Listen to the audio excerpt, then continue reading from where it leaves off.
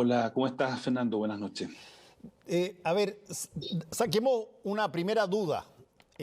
Si como están diciendo en el gobierno, pero hoy día con mucho ahínco, de que el presidente tiene la obligación de aplicar la Constitución y de acudir a la Constitución cada vez que él considere que se está transgrediendo esa situación, ¿cómo fue que no fue al Tribunal Constitucional en el primer retiro? Y si es que no fue, aparentemente ponderó esa situación de un punto de vista, me imagino, político, con un criterio distinto al que dicen estar aplicando hoy día. Claro, tomémonos en serio la retórica actual, el discurso, la justificación del presidente de la República. Tomémonos en serio que él está cumpliendo con un imperativo eh, moral, de cumplir un juramento, de respetar la Constitución, que él no podría permanecer impávido frente a una violación tan grave. Entonces, él tiene que hacerlo. Ya. Supongamos que ese fuera el punto. Efectivamente, la pregunta obvia es, ¿por qué si hace unos 9 meses atrás se aprobó un proyecto parecido, muy parecido, que tenía iniciativa parlamentaria? El presidente no solo no fue al Tribunal Constitucional, sino que lo firmó y se transformó en norma constitucional. ¿Cuáles podrían ser las diferencias que justificarían que el año pasado, 2020, podía firmarse ese proyecto y ahora 2021 no? Las únicas diferencias que existen son de índole económico-social, ¿no es cierto? El primer retiro era el primer retiro. El tercer retiro es el tercer retiro. ¿Eh? Esa sería una diferencia. El primer retiro se acuerda en el mes de junio, si no me equivoco, de un año 2020 muy complejo, y ahora habría una situación distinta porque habría más ayudas sociales, habría un bono clase media. Pero si uno lo piensa bien, esas consideraciones, que una cosa es el primer retiro y otra cosa es el tercer retiro, que una cosa es tener un desempleo del 18 y otra es tener un desempleo del 12. Una cosa es tener un IFE de 65.000 pesos y otra cosa es tener un IFE de... Bueno, esas consideraciones no son constitucionales. No son constitucionales. Son consideraciones políticas. Política, sí.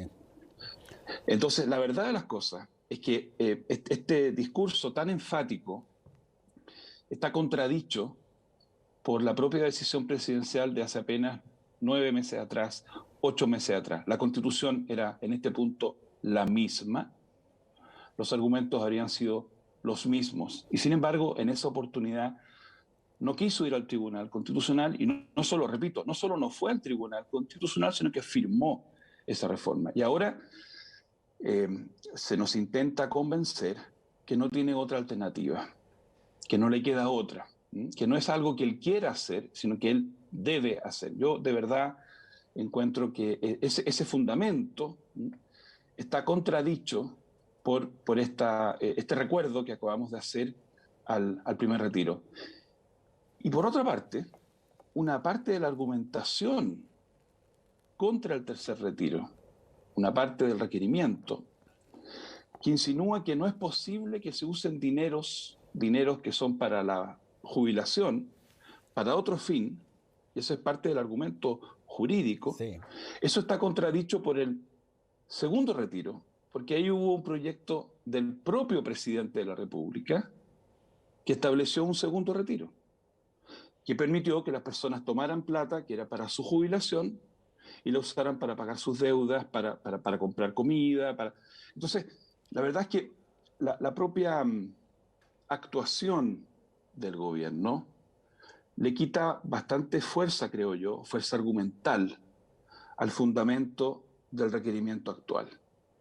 Ahora, Patricio, eso supone, como de alguna manera te lo planteé al principio, supone que el presidente en algún momento dado consideró que había espacio para utilizar el criterio político sobre si es que aplicar o no aplicar el Tribunal Constitucional. Y da la impresión, por las mismas razones que tú estás planteando, que en el primer retiro aplicó un criterio político distinto. Y de hecho se hizo ese 10%. Después él, como tú muy bien lo recordaste, patrocinó un segundo cuando ya estaba presentado uno por los parlamentarios que había sido llevado al Tribunal Constitucional y lo presenta el presidente de la República. Entonces, ¿cómo entenderlo, cómo funciona la obligación constitucional para un presidente de la República en estos casos? A ver, yo te diría lo siguiente. Por supuesto, todas las autoridades que nosotros elegimos y todas las autoridades están obligadas a cumplir con la Constitución. Eso vale para el Contralor General de la República, vale para las Fuerzas Armadas, vale para el presidente, vale para los senadores. Eso es así. Sí. Y de hecho hay un conjunto de sanciones posibles en caso que alguna de ellas infrinja ese deber. Pero la facultad de recurrir ante el Tribunal Constitucional es eso, es una facultad. Es una facultad que tiene el presidente de la República y que tiene un cuarto de los diputados o un cuarto de los senadores. Y es una facultad que tienen órganos políticos. El presidente de la República es un magistrado político. Lo que se espera de él es el gobierno, y las virtudes que uno espera en un gobernante son la prudencia, el juicio de oportunidad, de mérito. Y lo mismo para los diputados y senadores. No son un tribunal, no son un tribunal. Es un presidente y son parlamentarios. Entonces pueden ir al Tribunal Constitucional. Estrictamente no están obligados. Uno diría, cuando hay una violación grave a la Constitución, sería deseable que evaluaran esta posibilidad. Pero fíjate que no es la única que tienen. Un presidente de la República, un diputado, un senador, a quien le preocupa un proyecto, tiene una batería de instrumentos a su disposición. El presidente tiene un conjunto de prerrogativas, le pone urgencia a los proyectos, el presidente puede presentar indicaciones, el presidente puede ir a través de sus ministros a dar sus argumentos y el presidente puede vetar. Ir al Tribunal Constitucional es, esta es la palabra ciútica que usamos los abogados, la última ratio, que no es estrictamente una obligación, es una decisión que debe ponderar el presidente cuando él está convencido que hay una inconstitucionalidad grave y no ha logrado convencer a los parlamentarios. Aquí tenemos dudas, yo tengo dudas serias de que el presidente de la República realmente esté convencido de que hay una gravísima inconstitucionalidad. Repito, porque si fuera ese el caso, ¿por qué no recurrió hace apenas 8 meses? ¿Por qué no agotamos la posibilidad de la política? El presidente tiene el veto. Y yo creo que hay un cálculo político, es muy costoso para el presidente de la República el veto. Es probable que sus propios parlamentarios no sustenten su veto.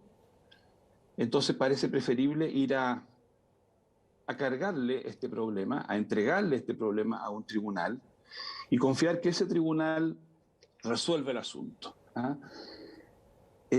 Yo la palabra que he usado es que lo encuentro lamentable en un momento en que las instituciones están todas tan estresadas, las instituciones están muy estresadas, en un momento tan difícil. Esto indudablemente le agrega un estrés que no era necesario a nuestras instituciones. Complica aún más la situación de un tribunal que yo creo que es importante. Yo personalmente, quizá tú, Fernando, me lo has escuchado alguna vez, yo no soy partidario de eliminar una institución como el Tribunal Constitucional. Yo creo que puede cumplir un rol importante, pero esta decisión presidencial indudablemente estresa en forma monumental a este tribunal, le encarga resolver un problema político agudísimo, y sin que, en mi opinión, existan razones jurídicas de peso. Ahora, ¿Qué tanto crees tú, Patricio? Tú has visto las repercusiones que han pasado a partir del momento en que el presidente convocó al Tribunal Constitucional.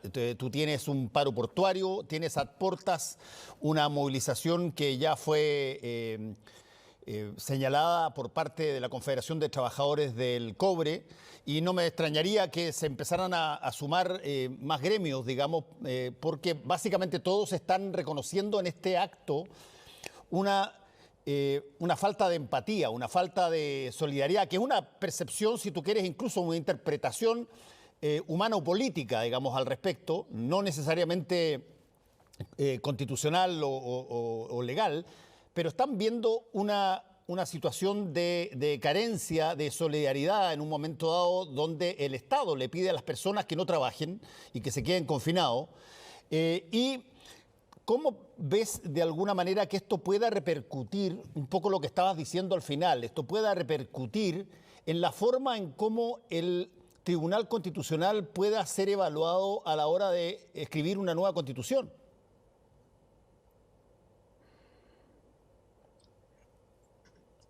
Mira, esta es una situación muy compleja, y a mí lo que me llama la atención, incluso poniéndome en el caso que el presidente de la República está genuinamente convencido que tiene la razón. ¿Ah? Pongámonos en esa hipótesis, partamos de la base de la buena fe, que creo que es una buena manera de conversar, ¿no es cierto?, y mantener la amistad cívica. Pensamos que de buena fe está convencido él y su entorno de que tiene la razón. ¿Mm? Yo no sé si este es un momento para, sobre cuestiones que son opinables, pensar hasta tal punto la convivencia y las instituciones sobre la base de que yo estoy convencido que tengo la razón. Fíjate que yo lo entendería si estuviéramos ante una cuestión que tuviera que ver con los derechos humanos esenciales. Si aquí, por ejemplo, se estuviera aprobando un proyecto que establece la posibilidad de torturar a un sospechoso o de censurar a la prensa, o se estuviera aprobando un proyecto que permitiera despojar a alguien de su propiedad sin indemnizarlo, o que estableciera la posibilidad de discriminar a alguien por el color de la piel. Yo hoy diría, bueno, ante cuestiones de ese calado moral y político, yo entiendo que un presidente de la República y un político dice, mira, aun cuando sé que esto va a generar dolor, confusión y tensión, yo me siento obligado a salvar mis principios. Bien, yo podría entenderlo. ¿Ah? Ahí hay una ética de la convicción, como la llama Max Weber. ¿Ah?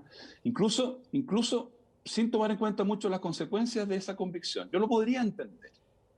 Pero esto es una cuestión opinable, tan opinable, ¿no es cierto?, que cuando esto se discutió en el Tribunal Constitucional hubo un empate a 5. O sea, esto es opinable. Fíjate, yo jamás diría que la tesis jurídica del requerimiento es una completa cantinflada. Yo no diría eso. Hay un planteamiento, yo lo considero equivocado, pero me parece plausible. Yo esperaría que la contraparte reconociera que el argumento de los parlamentarios, de los diputados y senadores, que se dieron cuenta hace mucho tiempo que no podían empujar proyectos en esta materia por ley, y se dieron cuenta que no podían hacerlo. Y en vez de insistir en esa vía, porque se dieron cuenta que era inconstitucional, encontraron este otro camino, creativo, atípico, novedoso. ¿Ah?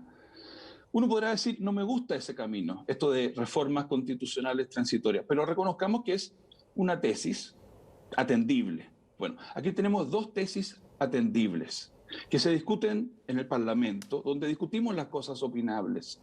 Escuchamos a los especialistas, escuchamos a los grupos sociales, pero el presidente de la República súbitamente lo transforma en una cuestión de principio moral fundamental. ¿Ah? Esto es sagrado, y lo llevo al Tribunal Constitucional, sin tener, creo yo, una mirada y una comprensión mínima de la situación en que está el país.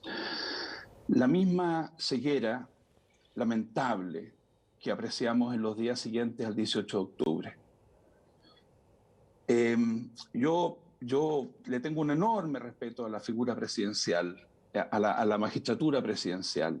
Yo personalmente no me he convencido de abandonar el presidencialismo. Creo que tiene una historia en Chile.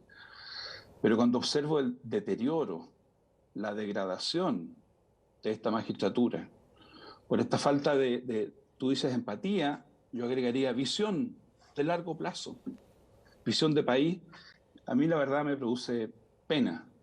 Y no quisiera alentar con esto porque hay personas que están con mucha molestia y yo creo que, por lo menos desde mi punto de vista, no tiene mucho sentido alentar reacciones que puedan ser después difíciles de controlar, porque hay molestias, pero nos tiene que servir como reflexión. Lo importante que es la persona de un presidente de la República. Y aquí cuando más lo necesitábamos, tú acabas en el programa, acaban de referirse a la salida de la escena de Angela Merkel. Sí. Bueno, cuando Alemania más necesitaba un liderazgo que por una parte fuera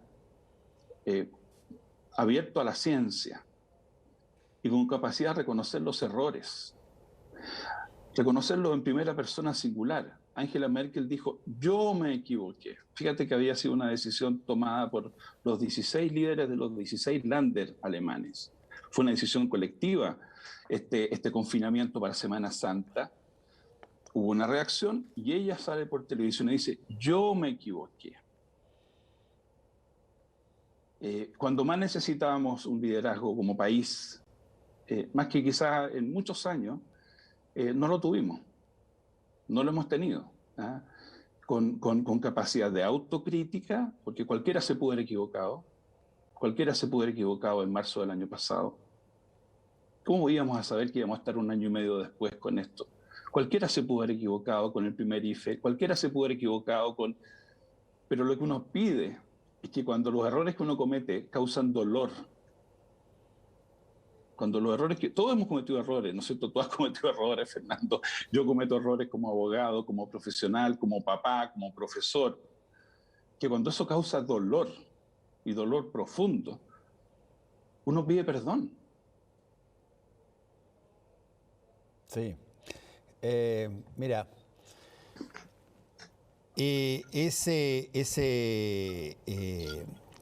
hoy día en un Zoom con una serie de personas que estaban de distintas partes, yo cité un pasaje de un libro de Carlos Castañeda, que fue en un momento dado muy famoso a través de su personaje Don Juan, que era una especie de filosofaba, y él planteaba ahí esta idea de que es perfectamente legítimo que uno explore todos los caminos disponibles para poder avanzar en su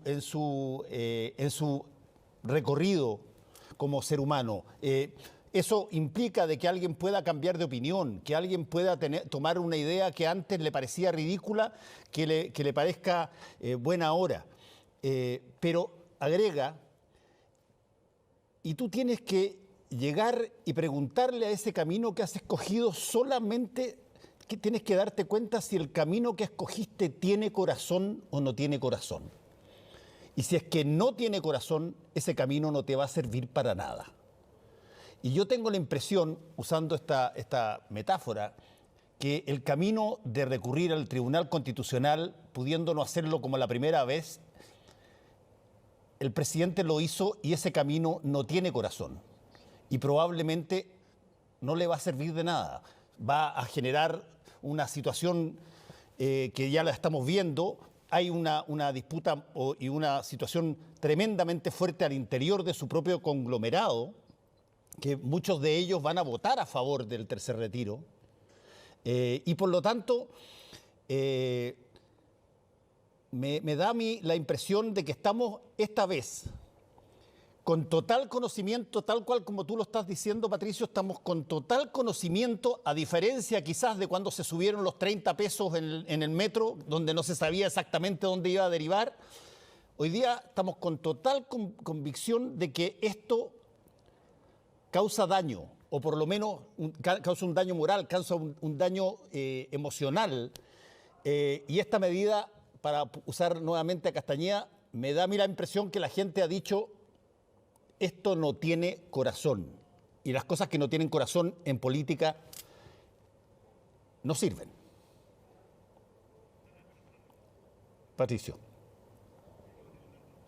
Se nos cayó un poquitito. Yo quiero recordar que estamos conversando con Patricio Zapata, abogado constitucionalista, y hay una serie de cosas que probablemente van a dirimirse en los próximos días.